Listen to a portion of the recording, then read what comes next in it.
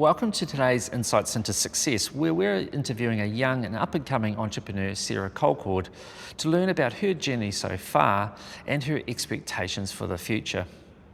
Sarah hit the headlines last year when she created a Facebook group for small businesses called New Zealand Made Products, which quickly grew to over 100,000 members and currently has around 550,000 members. So Sarah, first could we start by you telling me a little bit about yourself, about your upbringing and ultimately what you aspired to be when you grew up? Yeah, so I'm 24 now, and I grew up in a suburb called Weymouth. It's in Manirewa. So for my whole childhood up until I finished high school, I lived, breathed, was educated. My whole life evolved in this little suburb called Manirewa. Yeah. I went to school in Manirewa, Weymouth, primary, intermediate, high school. Yeah. And yeah, by the time I was 18, my parents decided, because there was still a housing crisis back when I was 18 in 2014. Right, wow, nothing much has changed. Nothing's changed. Yeah. They decided to go to Hamilton because the housing would be cheaper. Yeah. And I decided, well, they actually gave me a bit of an ultimatum. They said, you can come with us to Hamilton, or you can stay here in Auckland, but you would have to find somewhere to live, like a flat, learn how to drive, and get a job. Yeah. And I was freshly graduated from high school, 18 years young, and I decided I would stay because I loved my community so much. And just for context, why I loved my community so much, at that time I was doing a lot of community and youth development, even though I was still a young person myself, 18 years old. And that was just something I wasn't ready or willing to give up at that time, because I felt it was so fulfilling to me as an 18-year-old to be helping other young people in my community. Yeah. So tell me a little bit more about like when you were young, like did you spend a lot of your time outdoors playing, using your imagination, or were you indoors on the computer playing Xbox? I mean, what was your youth like in that regard? Yeah, it was a bit of a mixture. So we lived in the same house for my whole entire childhood up until I was 18, and it was quite mixed. So I have 5 brothers and 4 sisters, so there's 10 of us. Wow, big family. Yes. And where do you sit in that family? Right in the middle. In the middle. Number 5. Oh, okay. Now, is that a problem? Because you hear sometimes about middle child syndromes and stuff. I haven't come across any problems yet. Yeah, but otherwise, yeah, it was quite split. So we had a very large backyard, very huge feijoa and peach tree, and we often found ourselves in the backyard making little makeshift bonfires with our magnifying glasses. I remember that quite vividly, like starting fires in our backyard, trying to roast feijoas on this like makeshift can grill that we had made. So it was quite outdoorsy, but at the same time, we were a family that was really into our gaming. So Dad imported, as a side hustle, imported games from overseas. He was one of the first in New Zealand to bring Guitar Hero to New Zealand. Oh, really? And so we were absolutely just infatuated with gaming and having all of the devices and things like that. So. And was your siblings, were you all competitive about who was the best on a particular game? Absolutely. My brother's always wanting to be the best or be on the console the longest, boys. Right. Brothers. Yeah. Whereas us girls, we had one of the early computers, so we always were playing Age of Empires. It was quite big in our house as well on the computer. Yeah. And then outside of that, you were involved. How did you get involved in the community groups? Yeah, so I looked up to my older sister, and the one above me, quite a lot when I was growing up. And what I mean by that is, in primary school, she was always the head student, or in intermediate, she was the head girl. At high school, she was the head student. She was just one of those young people, and she happened to be my sister, and I was really in awe of watching her over the years as I was growing up alongside her, achieve so much at such a young age. And for me, that was really inspirational and something that I too was inspired by and wanted to do myself. So I've quite often found myself following very closely in her footsteps. So she would be head student. That was something I aspired to. Right. Wouldn't say I got there, but that was something I aspired to do. Right. And then soon enough, by my last year in high school, an organisation she was involved with, a youth group or youth organisation. She jumped out and I jumped in, and that was kind of the catapult or the catalyst for my journey in leadership. Yeah. Yeah. Wow. And looking back now, would you say that your upbringing was like a happy one? Do you feel like you had a good upbringing, or was it a hard upbringing? It was a challenging upbringing. So we lived in a very crowded house. Like I said, there's 10 of us, 10 kids, but throughout the duration of my childhood, there were 7 kids living at home. The other ones are quite older. Yeah. And so that was 7 kids in a 3-bedroom home with 2 adults, so 9 altogether living in this 3-bedroom. And so there was a lot of conflict, there was a lot of butting heads. Our youngest and our family got diagnosed with autism, so there was something our family had to go through, was changing all of the things that we thought we knew to now having to live in a different world to support my brother. Yeah. And mum was a stay-at-home mum, so we relied on the sole income of my dad, who was a home-based mechanic for the whole entire duration of my life. Is all I remember is my dad working from home downstairs, fixing cars. Yeah.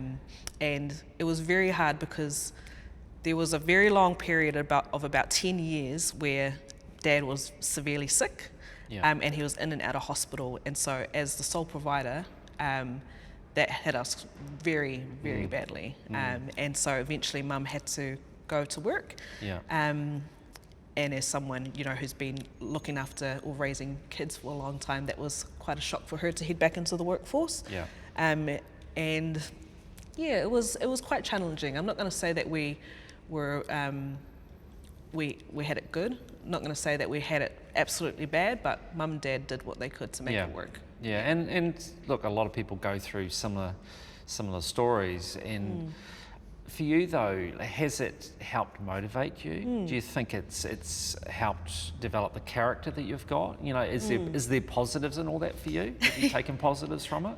Yes, absolutely. So living with a big family has given me the ability to be really, really responsible at a young age. But really, what I really admired about my parents is from a very young age, they instilled in us this concept of servant leadership. This is something all my brothers and sisters carry with us, servant leadership. And that's just something that I've continued to carry out throughout my journey, is serving others is the best form of leadership. Right. And so that was, I guess, the silver lining, as you would put it, is that despite all of the challenges that were going on around us, in the way in which we were raised and living, I was able to build some character that has been with me for a long time and will continue to be with me lifelong. So like a lot of people, when they see people that are successful, they think, well, they probably come from a wealthy family, and to be successful, you really, want to come from money. Do you think though that if you come from a poor background, that you can actually turn that to your advantage and make that a major motivation?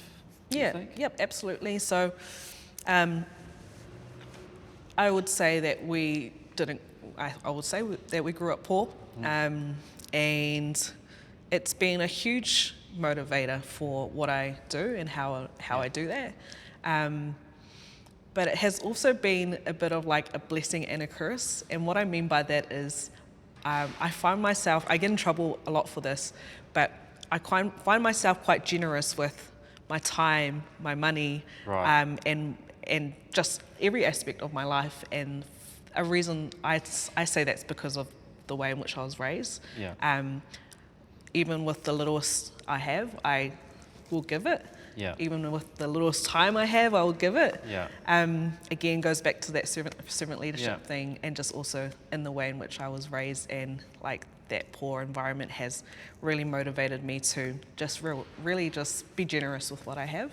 One of the interesting things I've found so far with, the people that I've interviewed, one of the consistent themes that's come through is their belief in giving back. That you know, they've been successful in whatever form, and that they believe that they should then give back and help others. And I think that's great. It's really reassuring when you hear that, because you always worry that when people become successful that they could become very selfish. It's all about themselves and don't mind anybody else. Sometimes I wish I was selfish. Make your life a bit easier. Yeah, absolutely. Looking at my bank account going, I should have been selfish this week. Yeah. Not to mention your time as well, too. Absolutely, yeah. Okay, so when you left school, what happened next? When I left school, I picked up work.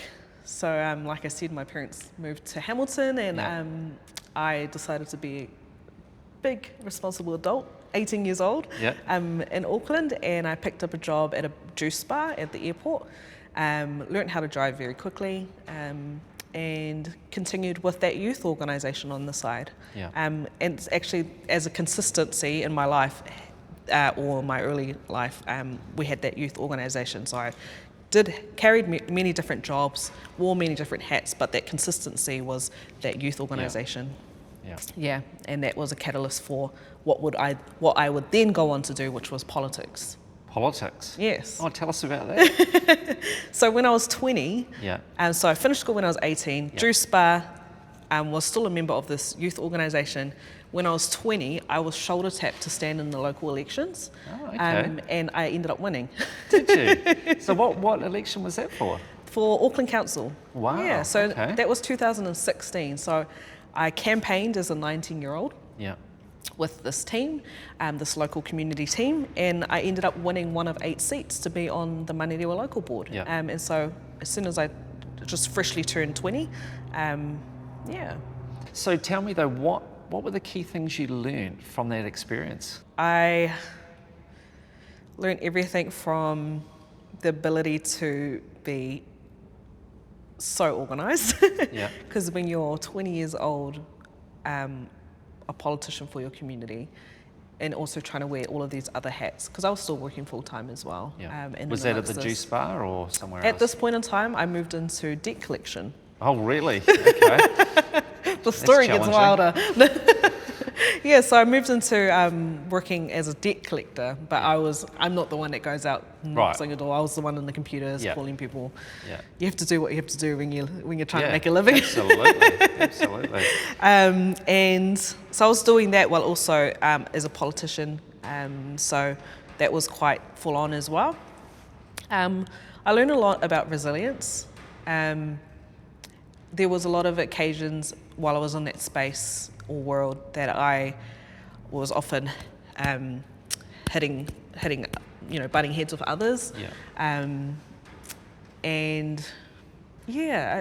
taught me a lot about being resilient, and it also taught me a lot about integrity, and standing by your values and your principles and what matters to you, and really holding fast on that. And there was actually a lot of times, upon reflections, because it's been 2 years since I've been in that space, so I've been 2 years out now. Did you seek re-election, or you just decided you'd had enough? No, I did. I ran again, but this time I ran as an independent, and I lost my election. I lost my re-election by 100 votes, which was nothing. Frustrating. Very frustrating. But actually, it was a blessing in disguise not being re-elected, because that's when I went on to do Chooice. However, just taught me a lot about resilience, taught me a lot about integrity, and taught me a lot about just who I wanted to be, like, as a person in this country, in society. And did you find it challenging being a female and being young when you were in council? Absolutely. So I was the youngest on my board by about 30 years. I was luckily one of 4 females on the board, but I was the only Pacific person on the board, so I'm half Samoan.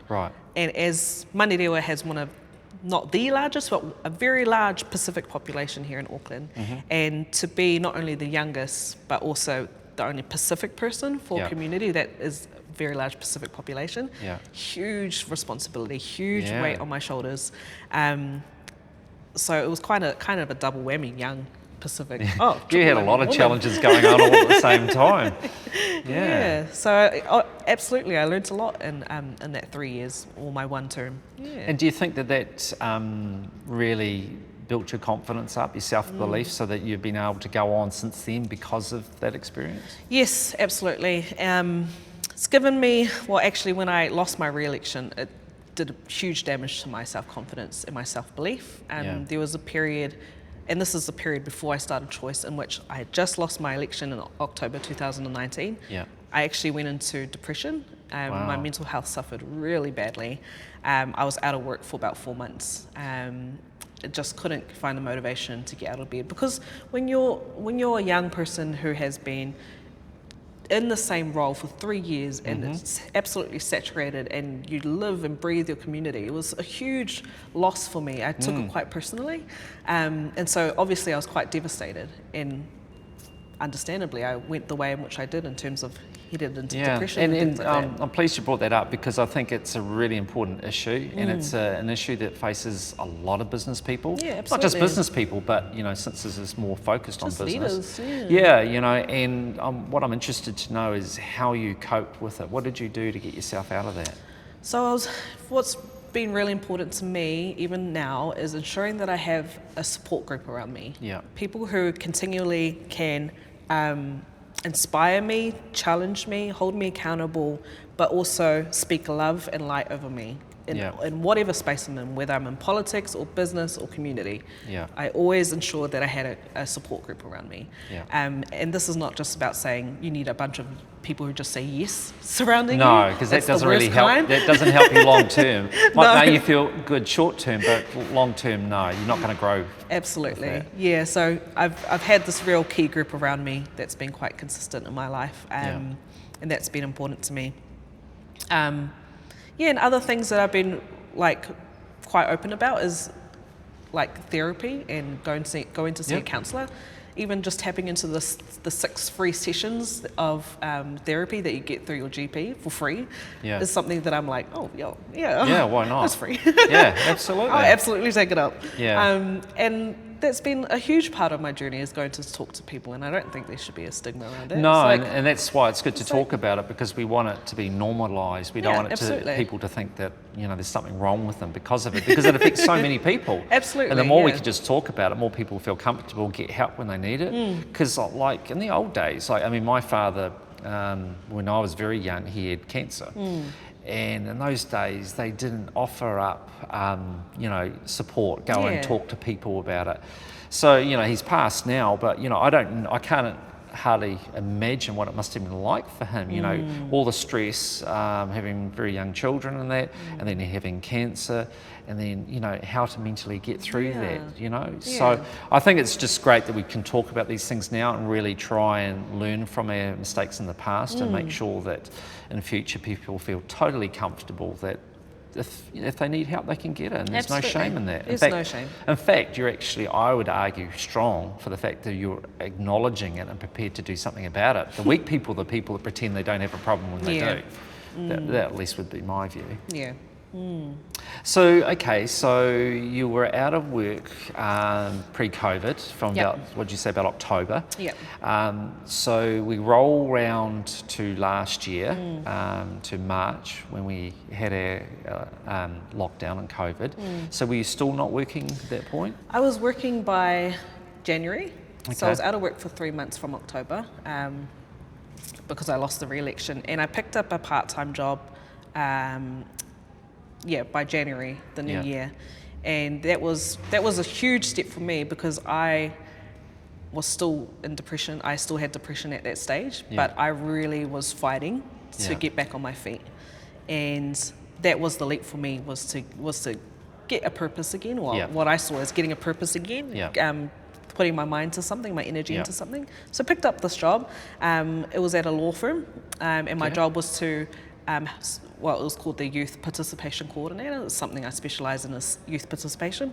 My role is to bring young people through this organisation so that they could learn about their rights, their legal rights, their employment rights. And I really enjoyed that role. Okay. I really, really enjoyed it. And then we went into lockdown. And what motivated you then to set up this Facebook group? How did that come about? Yeah, so there's probably a bit of a consistent theme in my story that I'm sharing here, which is that I wear many different hats. And one of the hats that I've held or worn since 2017 is I just got elected. We're going back to 2016 now. I just got elected, and I actually went to go study.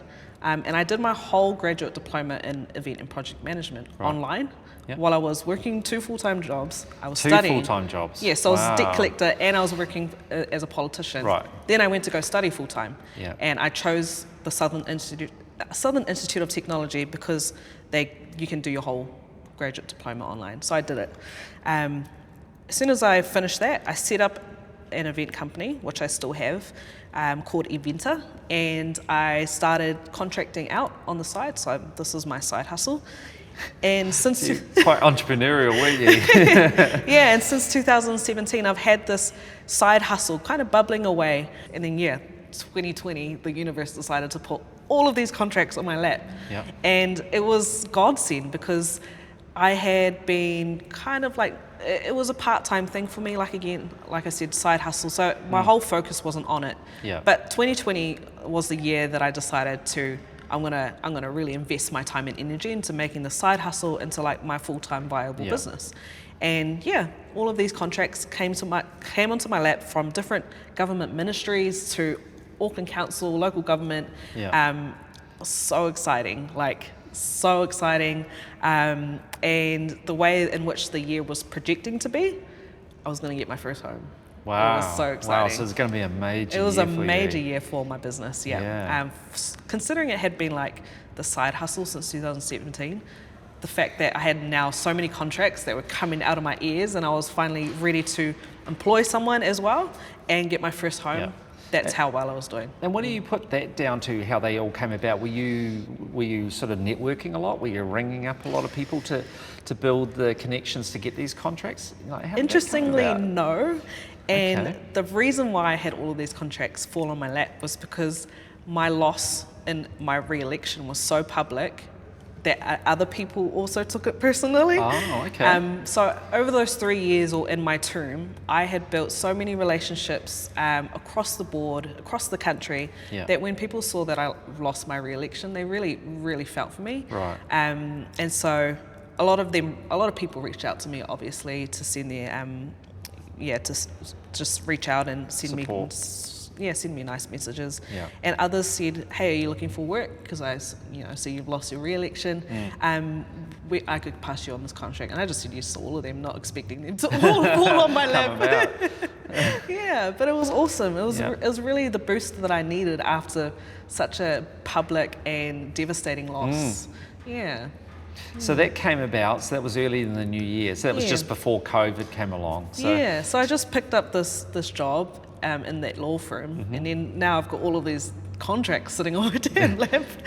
And then fast forward, I was already well underway with 2 of the contracts. They were worth a lot of money, and then started seeing COVID bubbling up, and then before I knew it, Jacinda was on TV saying, we're heading into level 4 on this day at midnight. And to be honest, I didn't think of it much, but probably within an hour after that announcement, I started getting phone calls from all of the various contract providers telling me that it was a mixture between, we're going to postpone this and see what we'll get back to you after the 4 weeks, or we've got no budget now. Wow. We've just had our whole budget just gone, just like that, from one announcement. So you've gone from up, you were here, and then you went up here, and then boom, you're and then even lower. Well, that's right, because it's even worse, isn't it? To have something and then to have it taken away is worse than not having it in the first place. Yeah, absolutely. And as we know, with the announcements, or even in the lead up to level 4, like we saw events slowly getting, events were the first thing on the chopping board. And I was like, oh no. Then it made its way to me. And that was so devastating. There was no contract that was spared. It was all of them, one by one, phone call after phone call. Just a domino effect. It was so hard. So how did you come about to start this Facebook group then? So I'm sitting there with all of these contracts that I've just lost, and I'm absolutely devastated. What should have been a time of excitement and joy for me, what the year was forecasted to be, was now like devastating again. like a couple months later, Yeah. devastating again. Were you thinking, what have I done to deserve this? One thing after the other. Yeah. And I actually was, because I was still working part-time, I still had my eye on the industry. And I noticed, not just here in New Zealand, but around the world, because I follow the event scene quite intimately. Yeah. I noticed people were pivoting. I hate that word now. Yeah, I know. I hate that word, but it is what it is. It's become a bit much, isn't it? The P word. And then also the other thing I kind of get a bit over is, I started this because of COVID. And it was kind of cool in the beginning. Now I'm kind of over it. You know what I mean? Just too much of that, the whole pivoting and, you know. I have to use the word, unfortunately. I haven't found an alternative, but essentially I saw all of these event businesses pivoting and moving to now what we see as virtual events. You know, virtual events are so cool now, like virtual summits. Yeah. People are building like whole maps that you can make a virtual avatar and walk around and attend this event. Like that's how far the event industry has pivoted. Yeah. And I really wanted a piece of that pie. I was like, oh, if they can do it, like totally, there surely must be someone here in New Zealand that wants to do like a virtual conference or virtual summit. And I thought, okay, well, I need to go start some conversations. I need to go get my business out there. I need to go raise the profile of it during this time. So in and amongst my research and looking around, where are other people tapping into, you know, the usual Facebook ads, Google ads. I was like, well, I've got no money for that. I've got no money for that. I'm a very small business, so if anything, I've got no marketing budget. What are some innovative, I guess, out of the box ways to promote my business or to get it out there? Facebook groups. There's so many community ones that I belong to. You know, Money to Spread the News, Weymouth Notice Board. I don't know if you have any community Facebook groups. Surely everyone in absolutely, I thought probably not the appropriate place, not the appropriate forum. Keep looking around, couldn't really find anything. A family friend messaged me and said, hey, have you seen the Australian Made Products Facebook group? She just messaged me that was the end of that. When was that and what? It was probably like a week into the first. So maybe beginning of April, was it? Yeah, beginning of April. Late March, beginning of April. Okay. Yeah, first week of lockdown, and this is like while I'm still grieving the loss of all of these contracts. So she messages me, sends me the link to the Australian Made Products page. I look at it, go check it out. Obviously, I'm like, oh wow, they've only been around since January. They've already got 2 million members. 2 million? Yeah, the Australian one. Wow. I thought, how? Wow, how do I was like, oh, there must be like a New Zealand one somewhere. Yeah. So I looked around, New Zealand Made Products, or just trying different variations to see what would pop up. Couldn't find anything. Right. I was like, okay, let me replicate the Australian one. Yeah. I actually sat on it for a few days though, because I had this feeling. I was like, my partner's going to be upset at me that I've started another project. Like this is the thing. Like I start a lot of projects. Yeah. And so I sat on it for a few days because I was like, I have this feeling it might get big, which we do know it did get big. It did, yeah. Big for me though was like 350 members, because I actually found a screenshot the other day in my gallery of me saying we just hit 350 members and me celebrating it. Yeah. Like I thought that was big. Well, absolutely. Just to get to get 100 really, you know, sort of, you don't take that for granted. Yeah, absolutely. Yeah. So that's essentially the story. So I launched this Facebook group on must have been 11th of April. 13th of April, which was the second week. Right. Launched it. I reached out to a lot of businesses that were popping up on my feed just from ads and things like that, with the copy and paste kind of message that I had formed. Hey, I'm Sarah, just started this Facebook group. That was kind of my strategy to draw people to the group. Yeah. It wasn't working though, it didn't work. And I actually recruited some of the young people I was working with at the time to send bulk messages out to businesses popping up in their feed as well. Yeah. But it wasn't getting much traction. And it wasn't actually until I ran a giveaway in the Facebook group that drew everyone that it started blowing up the Facebook group. And then it just took that first person to promote their business that kind of was the snowball Yeah. Right. Yeah. Okay, well, I'm going to talk a bit more about the marketing in my Yeah. other interview with you, where I just want to focus on the marketing. But just moving on from that, what I want to know though is, how would you describe your personality? What sort of person are you?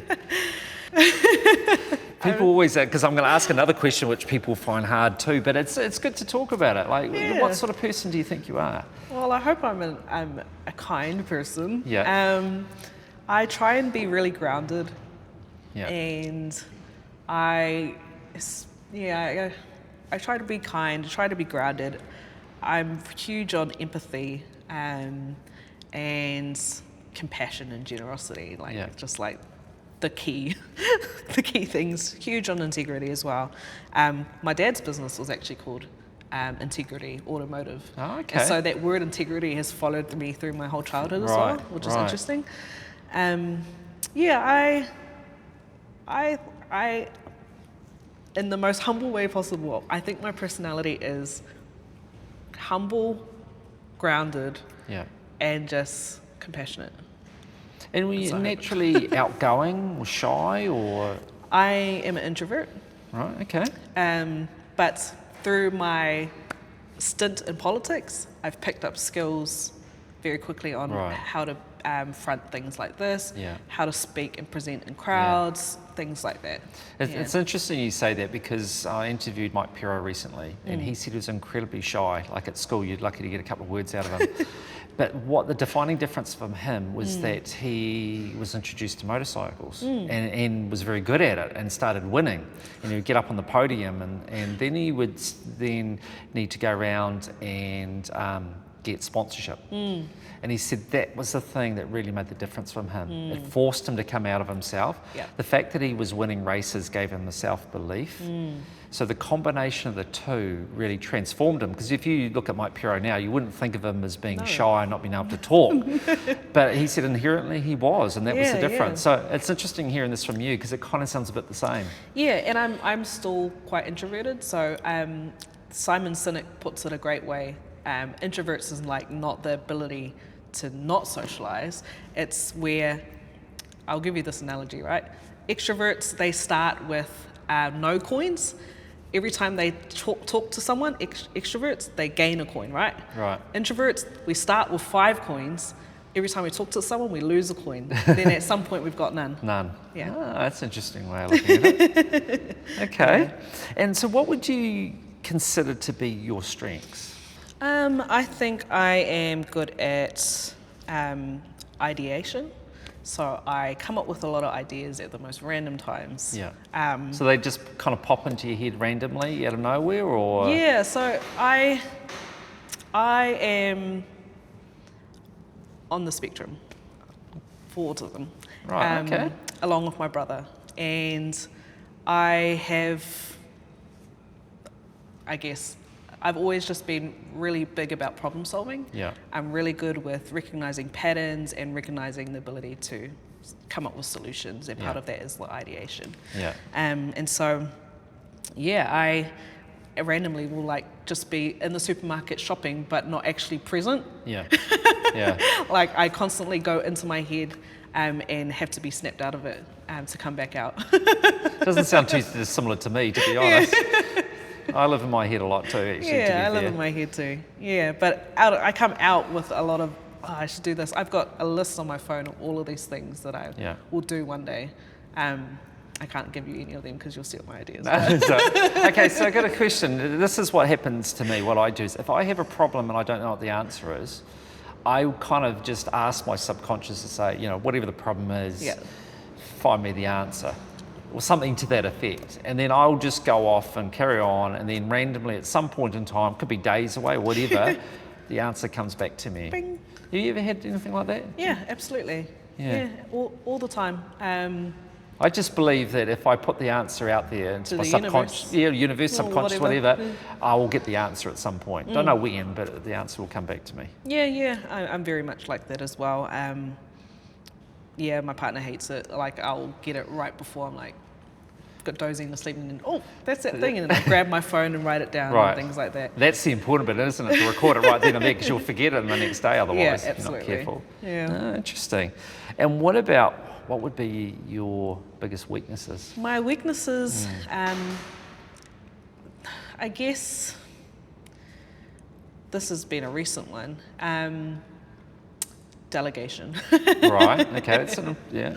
That's a big one. That's Yeah, a big one for a it leader is. too, actually. Yeah.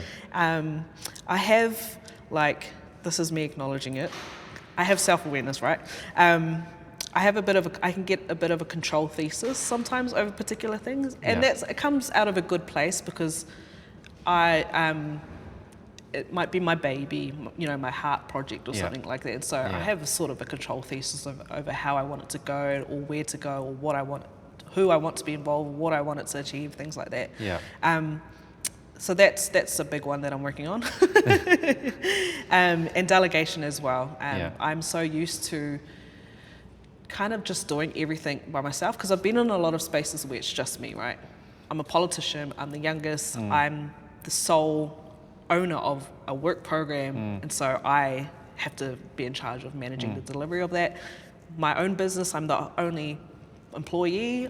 I'm everything from the copywriter to the videographer to the graphic designer. And that's typical of small businesses, isn't it? Like you have to be a jack of all trades in the Yeah. beginning because you've got no money. Yeah, You yeah. can't afford to employ You're all these everything. other people, so you've got to end up doing it all yourself. But Yeah. the challenge, isn't it, to then, when you get a little bit more successful, to be able to step back and bring in other people, because Absolutely. otherwise you just get sucked into working in your business all the time. You never get to work on On your a business, business, yeah, which is super absolutely. important. Well, that's what I've been learning about recently. Is actually I've never been in this space here, Yeah. our office, where all of the employees are actually experts in their own right, and Yeah. I need to learn trust. Yeah. I need to trust them that Yeah. they are the experts. They got this. So Yeah.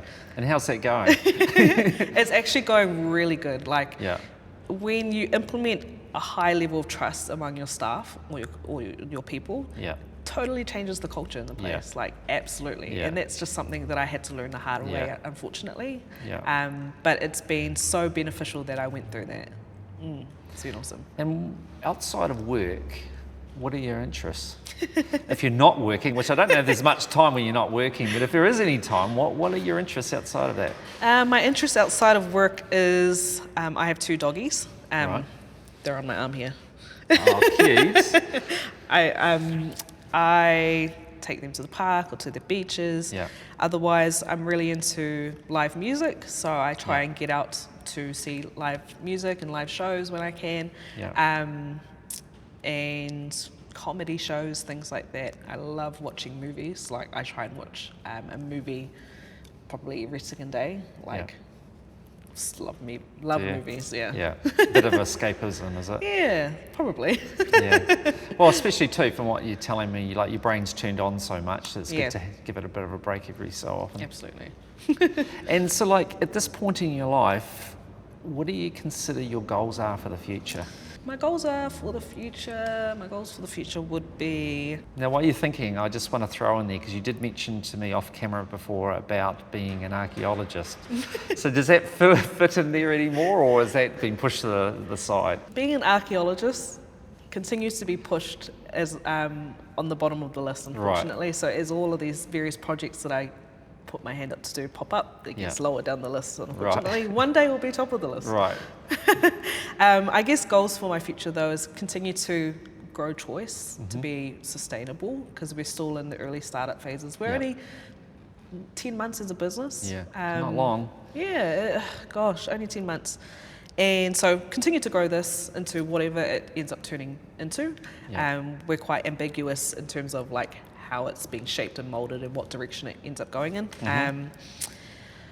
I guess personally, love to secure my first home this year. Yeah. That was a plan last year. Yeah. Obviously, COVID happened. Yeah. I'll try again this year. Yeah. Things are obviously starting to look a bit more fruitful for me this year. So Yeah. it could possibly be, could possibly come to life this year. Yeah. Fingers crossed. And I guess I'll just continue to serve where I'm needed. I only like to get involved in things where I feel like I am needed. If I I again put it out to the universe. If feel like I'm not needed anymore, then that's my indication that it's time for me to go to the next one. I don't know if you're like that either, but I go where I'm needed. Yeah. Otherwise, I float off to the next thing. Yeah. Because there's always something else. Yeah. There's so much need out there, and I'm like, again, common theme coming around here, but I'm real big on community development, youth development, and like, who knows, maybe in 2 years I might be back in community and back in youth, whether that's as a politician or whether that's just, again, on the ground doing the grassroots work. But youth and community will be with me forever, and there's no doubt I'll be back there at some point. And like, given such a short space of time, you've had so much attention, you know, in the media and that. How have you coped with all of that? I mean, have they had to widen the doors so you can get through with your head? Has that got it bigger, or how have you coped? I've had to pop the head a few times. No, it's been interesting, eh? Like, my staff constantly roast me that I don't understand or I can't comprehend how famous I am. I don't think I'm famous, right? But I will get approached in the street out when I'm shopping. No, people know who you are. Yeah, I had a really embarrassing one. A while ago, I went to book an appointment to go get my face, get a facial done. And the lady booked my whole appointment without even asking me what my name was. And it was at that point that I realised that she knew who I was. Right. The other day, this is a bit of like a real personal one, but this is really embarrassing. I went to go apply for a loan and I got declined, and the guy goes, "Sorry, we can't help you with this loan. However, I love your business." I was like, that is so embarrassing. Oh my God. He knows I got declined for a loan, so. Yeah, hopefully he's not going to go tell everyone. He's going to go tell everyone. He saw my bank accounts too, he knows how broke I am. I think that would make him respect you even more. Yeah, but it's been interesting to navigate. Like, no one writes a manual for how you should hold or present yourself in public or even online when you're in the limelight. But it does make you a bit more risk adverse in terms of the perceptions you put out there. It's definitely impacted me in terms of my anxiety.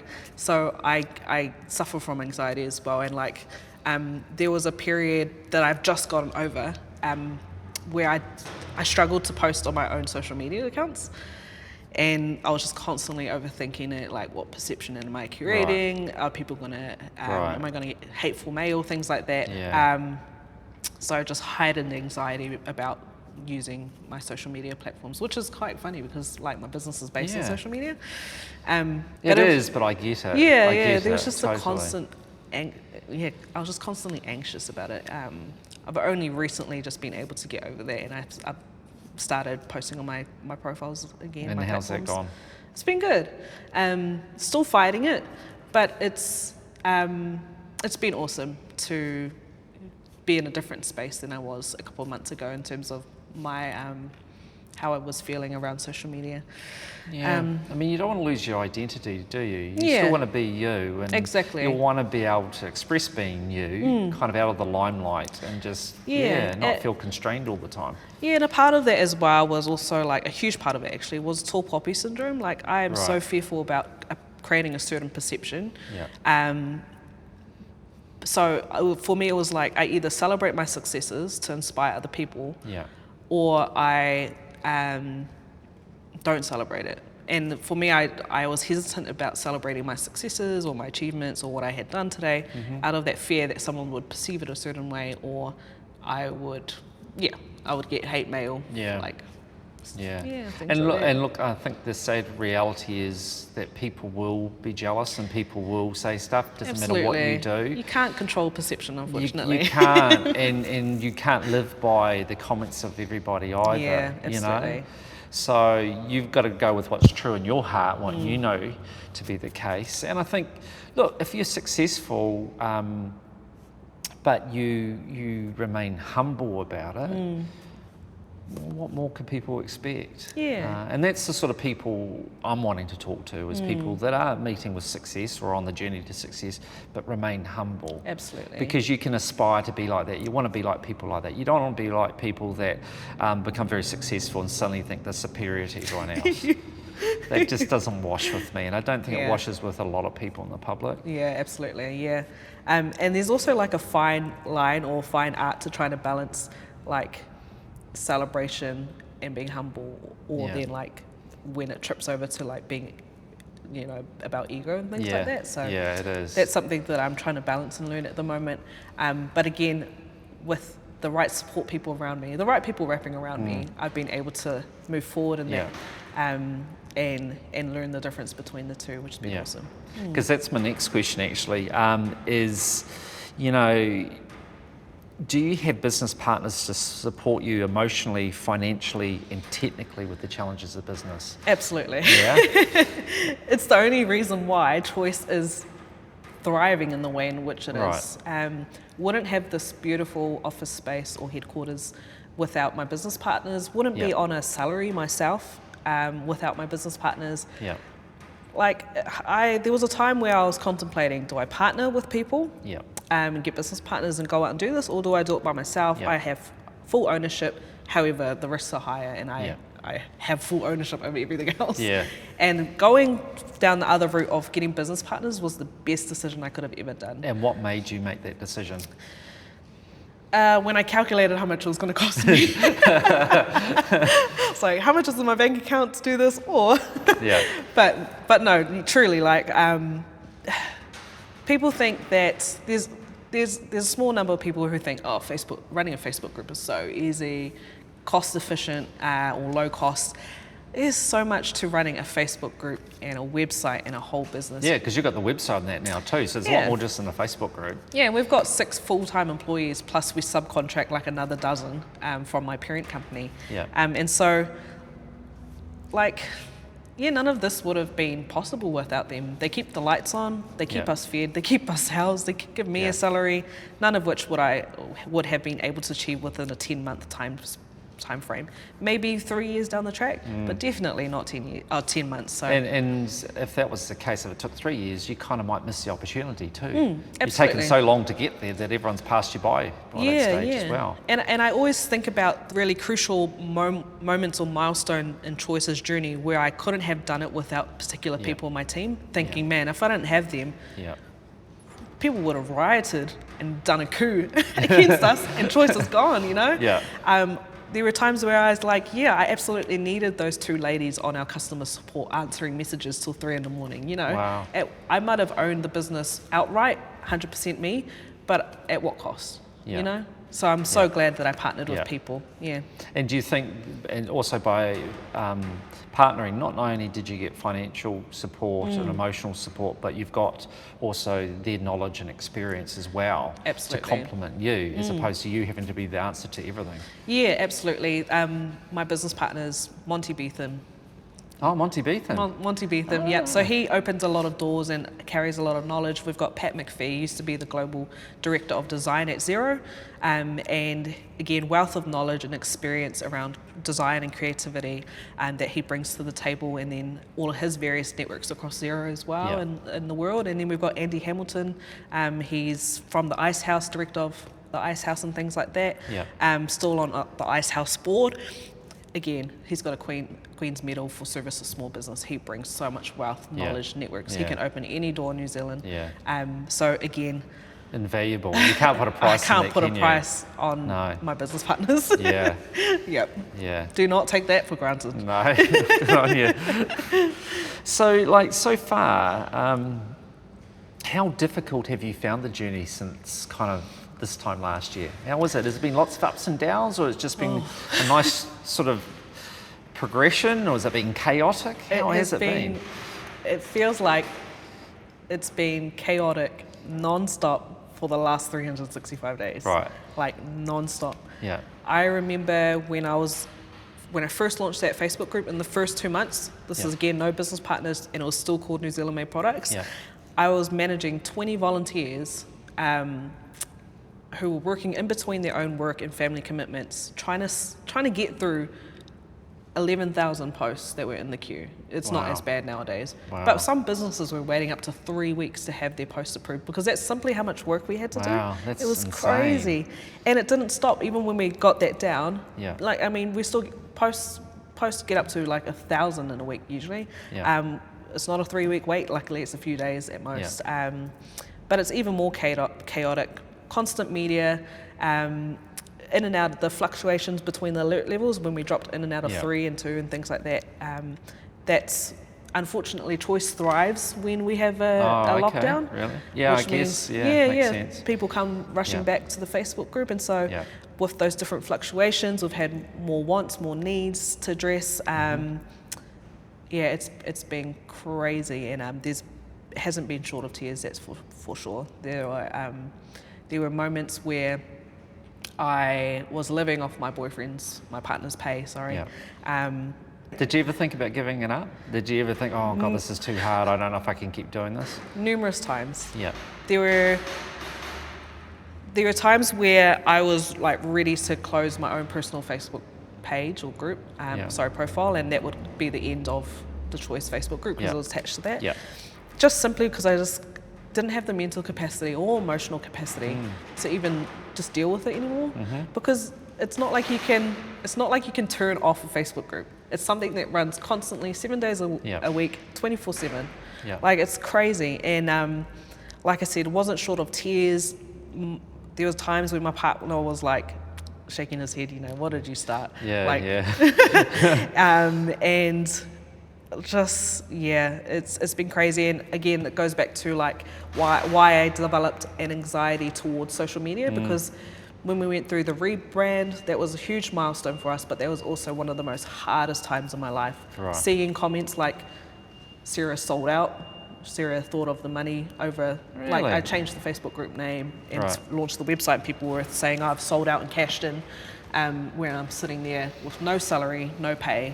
I'm having to read these comments when I'm struggling to buy a loaf of bread, things like that. And it's sad, because even if that wasn't the case, even say you were doing quite well for yourself, let's just say at that point, you've still gone and put an incredible amount of effort in with no reward over a long period of time. And if you get some reward at the end of it, why not? Why should people object to that? Yeah, absolutely. To me, I think, well, good on you. You're the one that came up with the idea. You put all in the hard yards, and ultimately something positive financially happens to you. Well, I think, good on you. Well, you would hope that would be the attitude in Aotearoa, but it's not, unfortunately. Tall poppy hits so quickly and so strongly, it's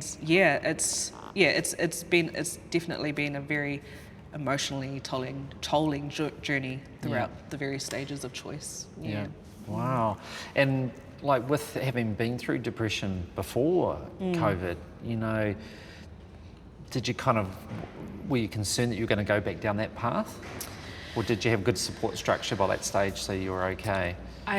Both. So I still have a good support structure, but it's always on the back of my mind that I might go down that track again. Yeah. That there could be one thing that just tips me over the edge, and that's it. And so I had to do a balancing act within my day-to-day, my weeks as well. Yeah. Luckily, for coming out of, I guess, the silver lining of COVID is now we've proven that we can work from home sometimes. Yes, absolutely. So that's something that I still do. I take a few days a week at home, just so I can have work-life balance. Yeah.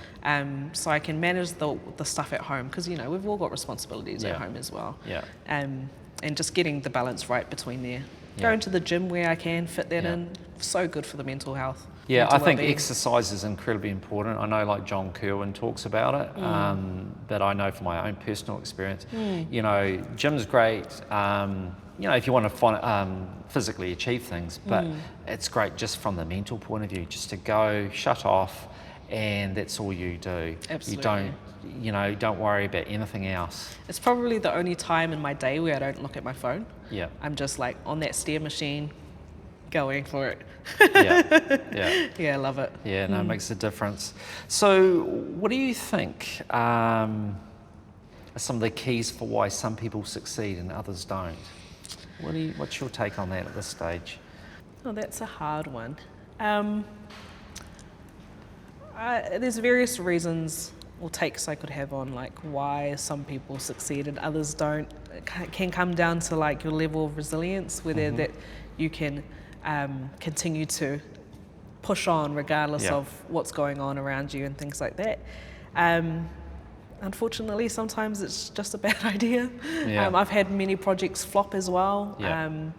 And when I thought, oh, this is going to be awesome, just doesn't happen. Yeah. Sometimes you as a person might not be the right person to carry it forward, actually. Yeah. There's been many spaces in which I've started a project, but I believe I've never been the one to carry it on. Right. Like, my role was simply just to start it and recognizing, actually, there's someone better suited to carry this forward. Yeah. And so, many different takes on that, I guess. Yeah. It's an interesting one, isn't it? And that's part of this journey for me, is to talk to different people, either people like yourself that are partway through the journey, or people that have succeeded, to get their take on it. Yeah. What is it? And I think it's a challenge too, because we talk a lot about how, never giving up. But then there's the balance of sometimes recognizing that what you're doing is not going to work, and sometimes you have to give up. Absolutely. So on one hand, people have been told, don't give up, that's the key to success, being determined. And then on the other hand, someone else is saying, yeah, but you need to give up when it's the wrong idea. And then the poor person's like, well, I don't know if it's the right idea or not. Do I give up or don't I? Yeah. So it's Getting hard, mixed messages isn't it? here. Yeah, exactly. So it can be quite challenging, and it's hard for people, I feel. And that's the importance of having the right people around you to be able to speak love and light over you, but also to be able to hold you accountable and challenge you when necessary. Yeah. Challenge your thinking, your perceptions, your preconceived ideas, things like that. Yeah. So for you, what is your definition of success? What to you is success? Just coming out with all the hardest questions in the world. Well, the good thing is there's no right or wrong answer. So you can say whatever you like and no one's going, well, that's wrong. Because it's what it is for you and you alone. So. Yeah. I guess my definition of success is when my team is thriving and winning, that's how I know I'm successful. Yeah. If my team is like getting the life sucked out of them, their hopes and dreams, they're getting discouraged, disempowered, that's not success to me. But the moment that they're empowered and enabled and they're winning and they're thriving, that's success to me. And do I take it that when you say that, it doesn't necessarily mean business either? It could be like your community group, Absolutely. whatever you're involved with your team. Yep. So it doesn't have to be about money. Yeah, you can apply that anywhere, really. Yeah. We like to say around here, when we win, our clients win, or when our clients win, we win. Same thing. If I win, my team wins. If my team wins, I win. Yeah. And what's your personal goals for the next 5 years? I don't even think as far as 5 years anymore. After COVID, you're like, well, what's happening next week? I know, and that actually is a really good point, because when you talk in business, we often talk about, or not me necessarily, but talk about 5-year business plans and that. And that's a very good point. It's like, well, the way things are these days, 5 years, it's very hard to know. Things can change so much in 5 years. Yeah. So, how relevant really is a 5-year business plan? I'd suggest not really very relevant. No. Things, it need to be a lot more fluid, and are a lot more fluid than that. But putting that all aside though, as an individual, kind of where would you like to be? So I'm guessing you'd like to own a home, but beyond that, what sort of things would you like to see in 5 years' time? I would like to, own a home. So I've got some personal goals, obviously. And I guess I'm big on achieving social outcomes. So what that means for me is in 3 or 2 years even, I would love to see Chooice primarily being led or championed by Māori and Pacific people. So this being a space and a place that they can come in and thrive in, and they can be introduced to the business world. Same with young people. Would love to see young people come through here in big numbers, getting the skills that they need to go out into the digital world to conquer it, essentially. Okay. Now, taking it a long way further, when you get to retirement, what would you like to look back and see in your career? What sort of things do you think you'd like to see that you've achieved or done? I would like to see a whole lot of people that I've opened the door for right behind me. Yeah. Same concept that I took into politics. I was like, I'm a young person in the space. I want to use this very rare and short-lived experience to open the door to allow as many young people as possible to come through behind me. And so same concept. In 5 years, I want to look behind me and see that this is the legacy I've left behind, as I've been able to bring people into the space to transform their lives and set them down a road that they never thought they could go down before. Yeah. Same thing. Yeah. Yeah. And what do you think, this is my last question, by the way, then you can rest. So what do you think are going to be the keys to you achieving that? Being aspirational in our strategies and our goals here, like being really aspirational, envisioning things that don't yet exist. That's such a hard thing though. Yeah, it is. But anything is literally possible in the tech and digital space. Yeah. And so I think we're going to need to be more aspirational when it comes to digital and tech, and how we can utilize technology to transform not just this business, but possibly Aotearoa and all of our small businesses. And I guess it's going to take a lot from me as well as my business partners to achieve that, in terms of us having to be the people who can take those leaps and bounds and be courageous with that. Courage is a huge part of this job. And so if we're wanting to reach those aspirational goals and objectives, we're going to need to be aspirational in our leaps and bounds and courageous in that way. Well, thank you so much for your time. Really going to be interested to watch over the next little while and see how you go. Yeah, going to have to come back in a year. And absolutely, we'll check in and we'll see how you're going and see if you changed your attitude, what answers you want to take back and change. Grey hairs, bags on the eyes in a year's time. No, but honestly, what you've done in the last 12 months is fantastic. You know, it's a huge amount in a very short space of time. I think I can't speak for other people, I only speak for myself, and I think whatever success you get is well earned. You know, it's not an easy thing, and this is part of what I want people to understand, is that to be successful, whatever you deem as success, involves a lot of commitment, a lot of hard work. Absolutely. It doesn't just come to you, and just because you see in the media it seems like people are overnight successes. The reality is, in 99.99% of the time, there's a lot of hard work that's gone in to get there. And I want that message to come across, not to scare people off, but just to prepare them.